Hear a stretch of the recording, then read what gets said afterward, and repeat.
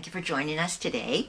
All right, we're having this mini series that I'm really excited about, in the sense that it's culminating in what I've learned in 40 years of being in the birthing realm. All right, so last time we met, we talked about the quantum paradigm as the future, all right, of where birth is going. Today, I'd like to talk to you about the rise of the birth keeper. All right, so first of all, I always very briefly give thanks to the people whose shoulders I stand upon. First of all, that would be the grand midwives of the South, some of whom I did know, all right, and made it my business to know when I entered into the study of midwifery. And those women epitomized what I would consider, what we're going to talk about today, the birth keeper. Those women who, some of them who caught 3/4 of the babies in every county that they lived in, all right, those women were not clinical practitioners. They really were birth keepers, okay? They really did have the approach, all right, of nurturing and being a birth companion, mentoring, guiding, if you will, rather than managing or, any kind of infantilizing of women.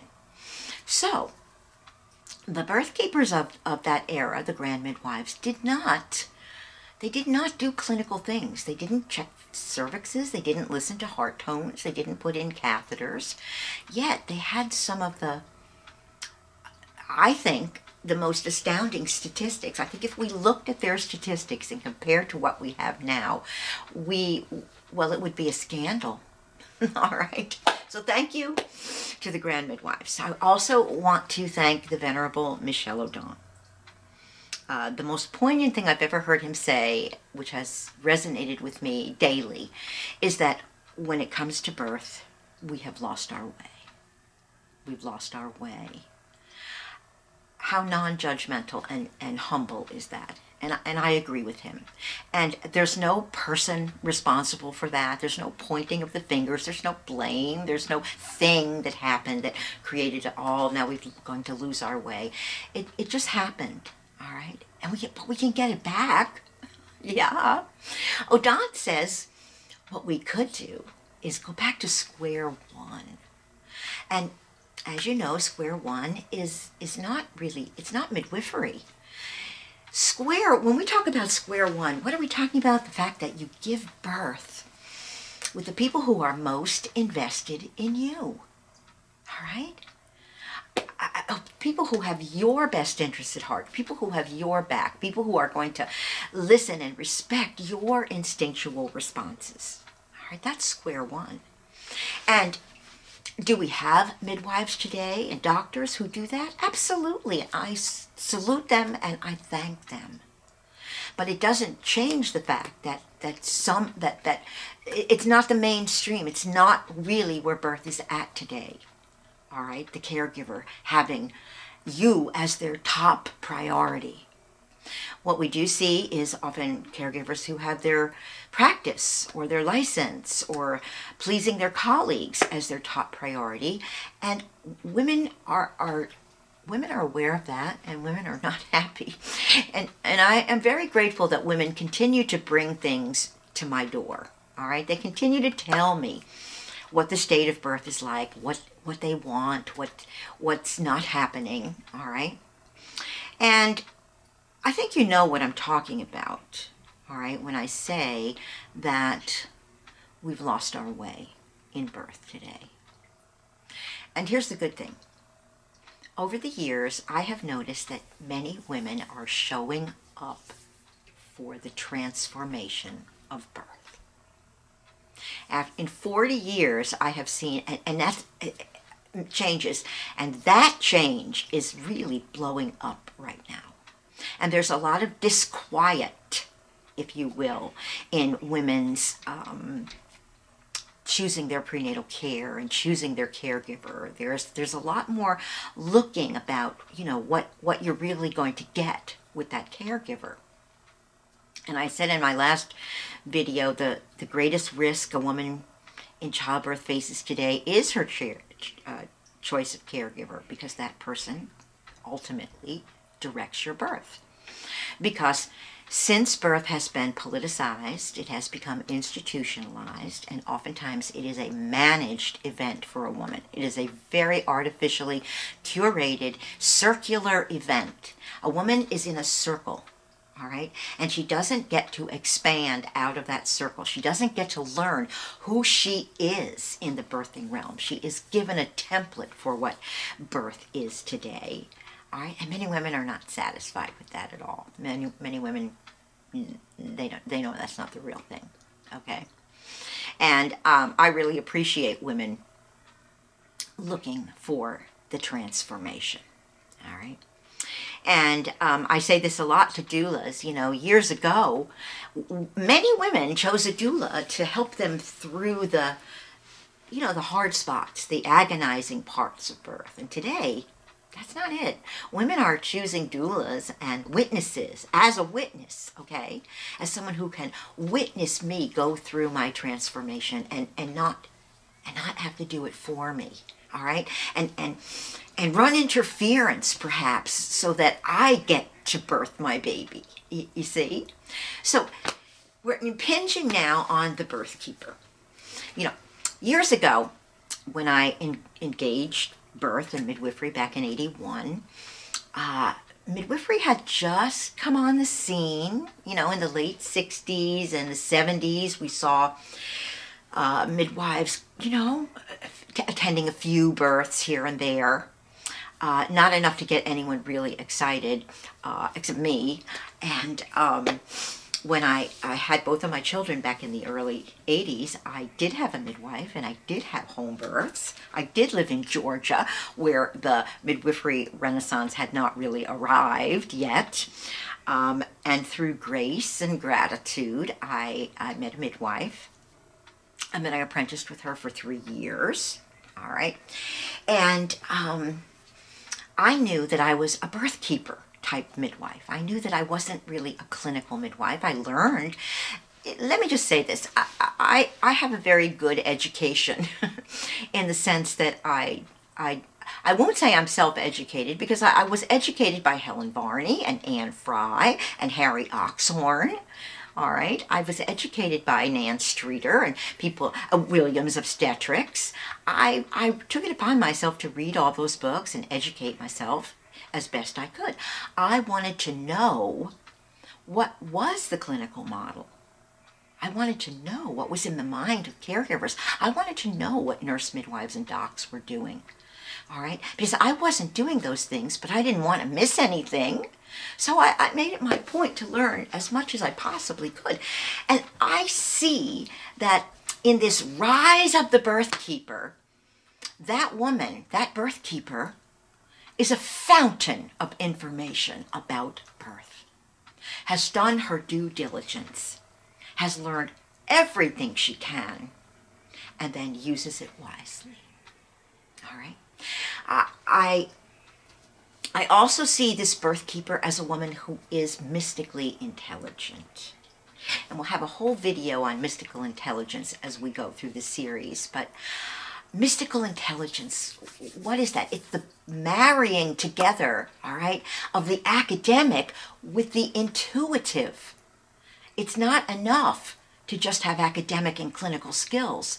And it's not enough just to be on your intuitive realms, excellent at that. We're undergirding them with each other. And I always say, physiology without the mystical component is flat. It's a lot of facts. And I want a mystical undergirding of my physiology. I want a place where it impinges on my entire understanding of cosmology of the world, okay? And that. And my mysticism without intelligence is spacey, and I don't want to be spacey. All right, I don't want to be flying off into nowhere. I want to be relevant and articulate and have the facts, but I also want them to form a pattern So that's what I'm talking about, all right? Being mystically intelligent, and that's what I see this birth keeper as, all right?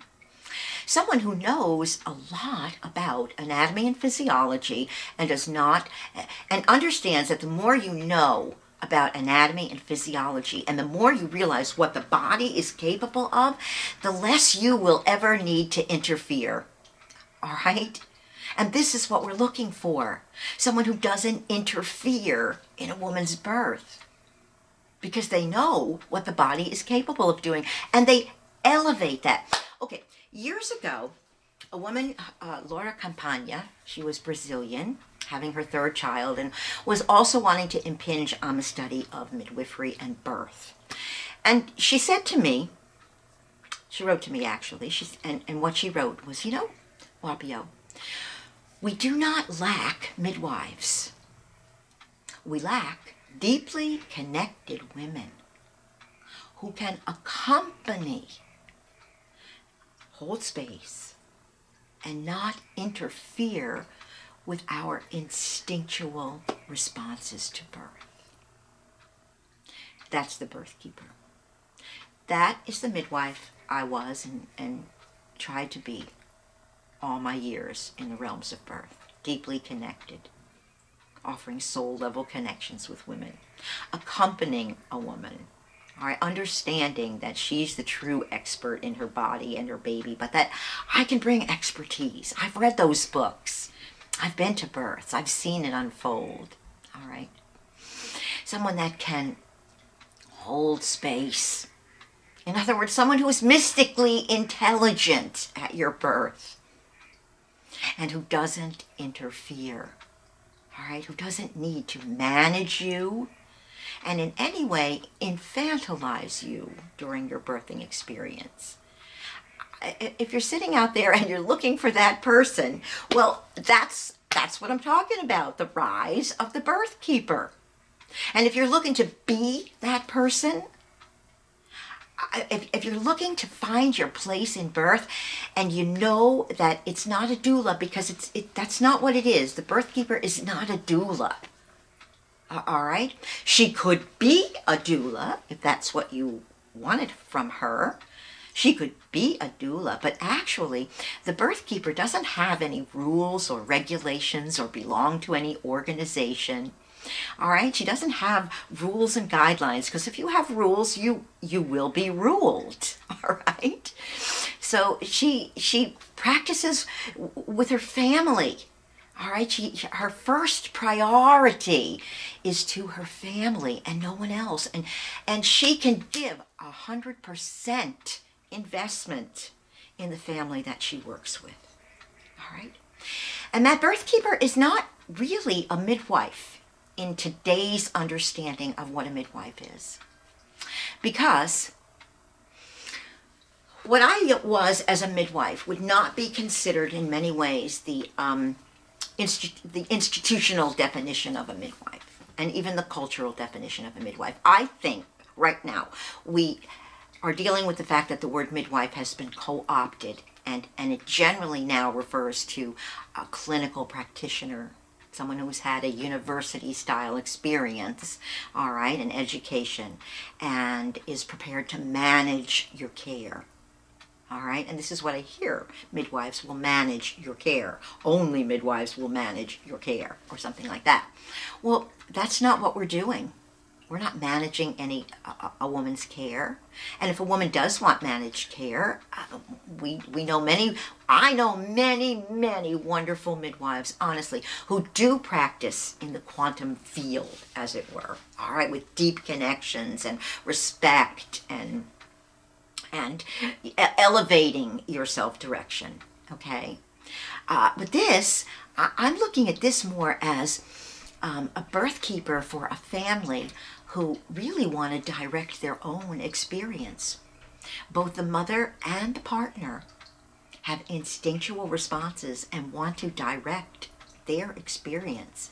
And they want a caregiver, all right, who, I think I said this in my last video, but I feel like I want to say it every time I meet you, that they want a caregiver that doesn't believe birth is really a clinical event and doesn't believe that women need necessarily clinical care if you're a normal, healthy woman. All right? This has been my experience. Over the years, I did very few clinical things in births. All right? I never considered I considered myself practical, like the grand midwives knew practical things like recognizing and treating a hemorrhage, or knowing if a baby needed help, or a baby's position was asynclitic. Those are the things that I knew, but I will tell you this, in my experience working as a midwife for 20 years, I saw very few complications. All right? I didn't see the need for a lot of clinical care. And today that is being reinforced by the free birth movement. Women are having their babies under their own roof and under their own authority. And I salute that. All right? And I think if we took a look at their statistics, well, once again, I think we'd be mortified. All right. So, who is this birth keeper? Well, she's not a clinical practitioner. All right? She's not particularly a manager. That's not her investment in you to manage your care. She's that person that sits with you while you have your baby. She's that person that tends you in your postpartum. She's that person who accompanies you in your pregnancy. She's a mentor. All right? She could be a guide of sorts.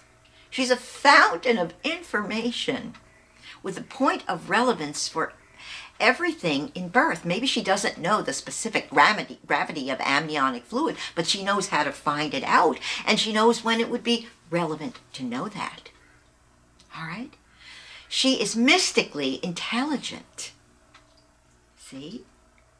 So, you know, as I was saying before, when midwives came on the scene back in the late 60s, all right, women were so excited. Women jumping up and down. Why? Because now there's someone for us, okay? There's someone who gets it, what we want in our birth, all right? And someone is going to, you know, allow us to unfold our births in the way that is organic and authentic for us. And that's the birth keeper. That's the birth keeper. So,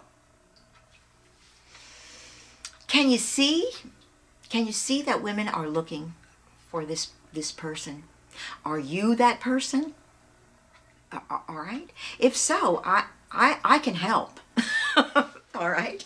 I feel after 40 years, I'm continuing to be relevant in the realms of birth. So I look and I see what women have brought to my door.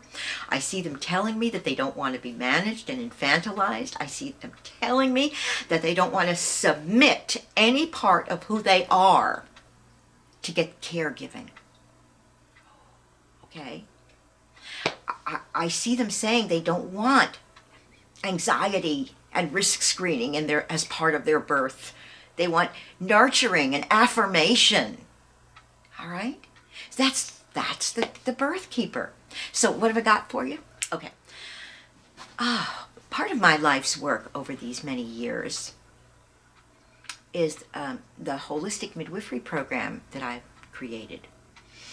And it's a program that I created that I wish I had had when I became a midwife back in 1982, 1981, okay? When I entered the birthing realm. I wish that was the program that I had had.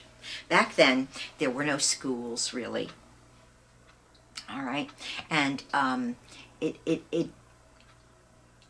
was that thing where midwives basically educated themselves. They read all the books from Anne Fry and Varney and all the way up to Williams Obstetrics, okay? They educated themselves and they sat with women. So I have created with 10 modules, a midwifery course that is solid in academics and equally rich and profound in wisdom keeping. I've added a whole homeopathy component because I feel like homeopathy is the medicine of the future. We are becoming less dense. We are becoming multi-sensual, multi-dimensional beings. And homeopathy, energy type medicine works brilliantly with us now. All right.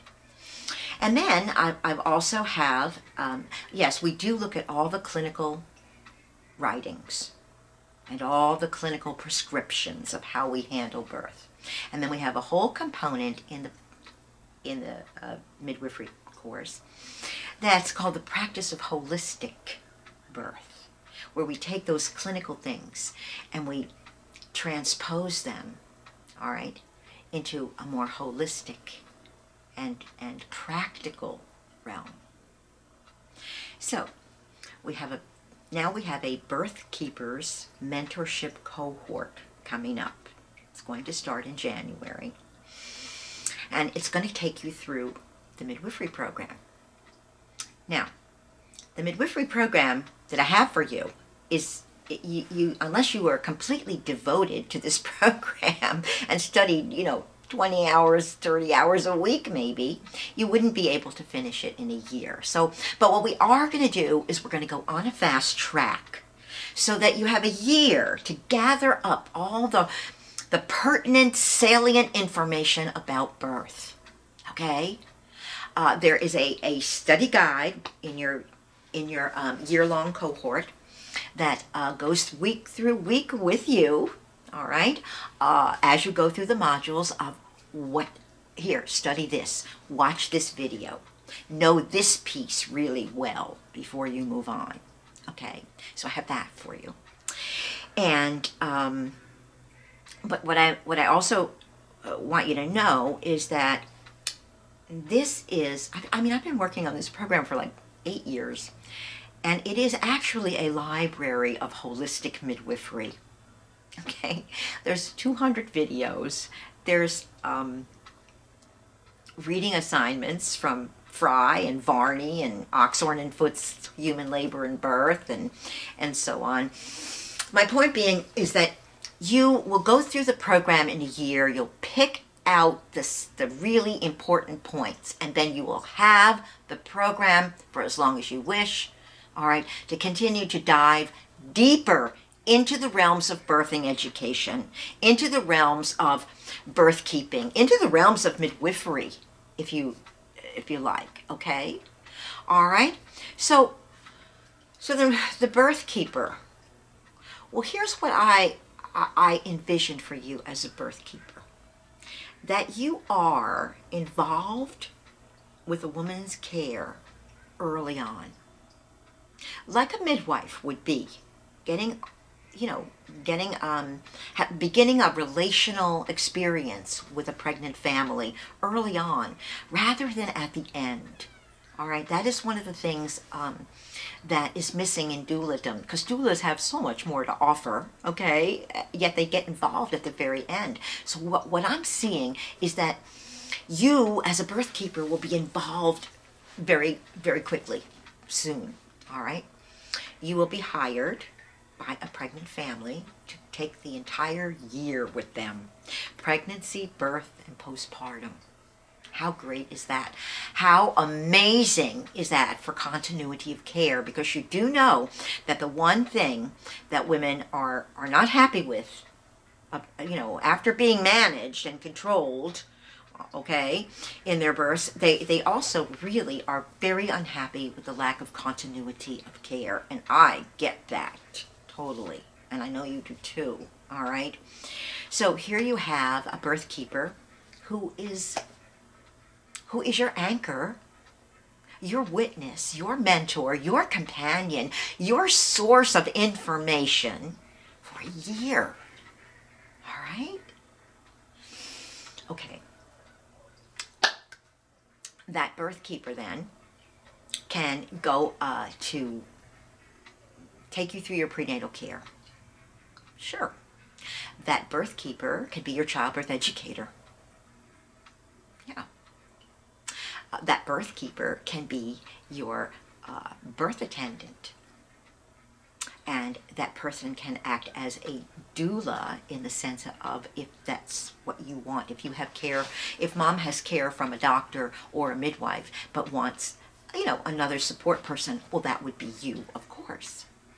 But you also can be a holistic birth attendant and be with a woman, whether she has clinical care or a midwife or not. All right, that would be up to you and what you feel like and what your parents want from, the parents that work for you want from you. You will also be a family advocate. So here we've got you as, first of all, a professional childbirth consultant. I mean, think about that. All right, a fountain of information for women in pregnancy, birth, and postpartum. Also, a family advocate. Oh, this is what so many women would really love to have, especially women who are interested in clinical care and managed care and are going to a hospital. If you are hired by a family as a family advocate, it is your job to advocate for the family during the birth.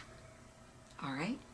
It is your job to look past anything that you might be intimidated by or feeling like you're stepping on toes, because you are being hired to be a family advocate. You're being hired to advocate for this family during their birthing experiences. All right? So it's on you to be protecting and articulating what this woman and family want for their birth. And so in our program, in the midwifery program and this birth keepers cohort, you're going to see that we have lots of classes on mediation. You're going to learn how to help people hear each other. We have classes on intuition and how to really bolster your intuition. We have classes on woundology and understanding that oftentimes people direct other people through their wounds, and being able to understand that, excavate that with people, or potentially bring it up. All right? We also have classes on something that I think is so important, which is that one of the default behaviors of our culture is to pull psychological rank on each other. And, there's lots of, rank gets a lot of airplay today, because of your race or religion or lack of education or something like that. But then there's this other kind of rank that's just a default behavior where we just pull psychological rank on each other. I know better than you. No, you don't. I know better than you. No, you don't. I know better. And you can see how things escalate. All right? Or you can see how psychological rank can shut a person down. All right? Completely shut a person down when someone pulls rank on you.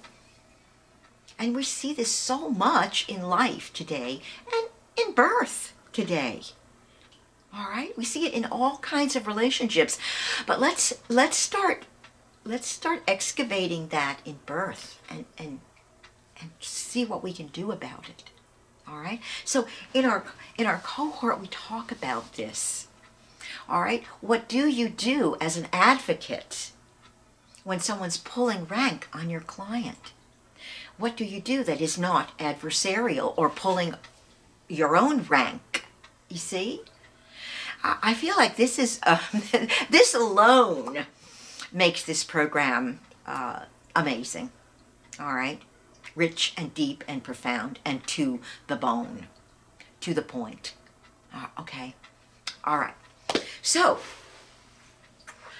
you can become a birth consultant, a professional birth consultant, You can become a family advocate and know that your job is to accompany a woman and family in her birthing realm and to advocate for them when necessary. I like this. I like this a lot. Okay. All right. You know, you can also be a holistic birth attendant.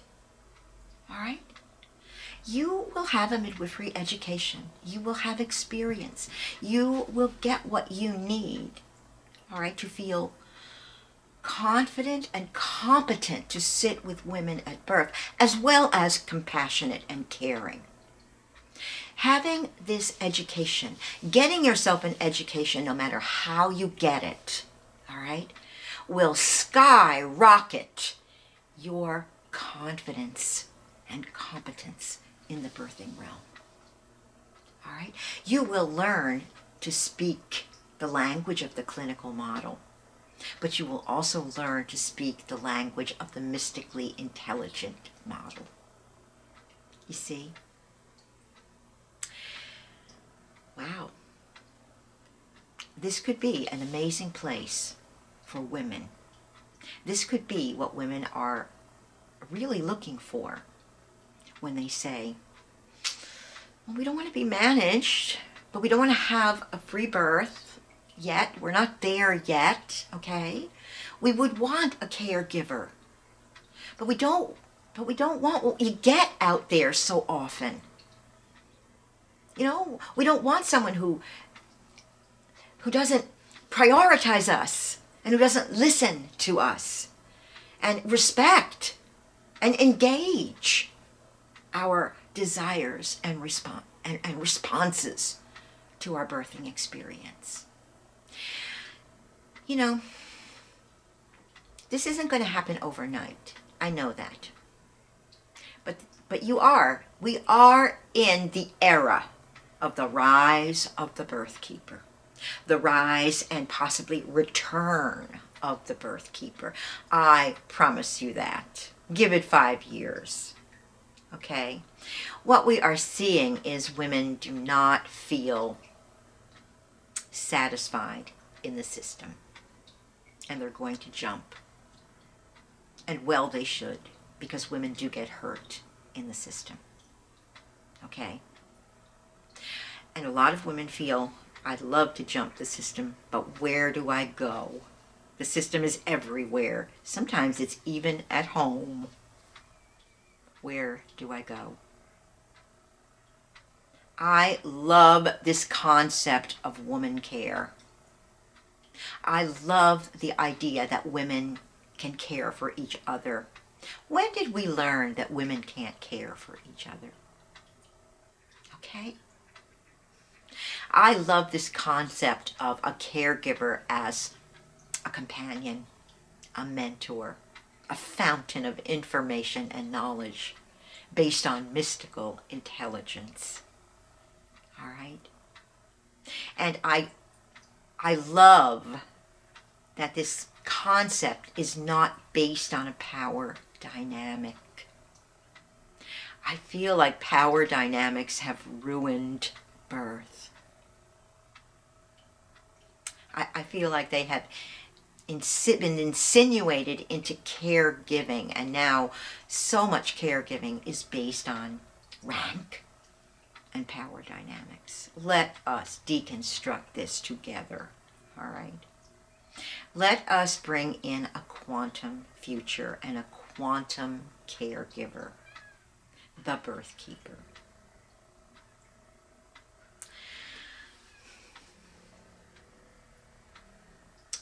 Well, that's what I had to say. If you're interested, check out our website and email me. I have lots of information, and I'd love to talk to you. And thanks for joining us. Till next time.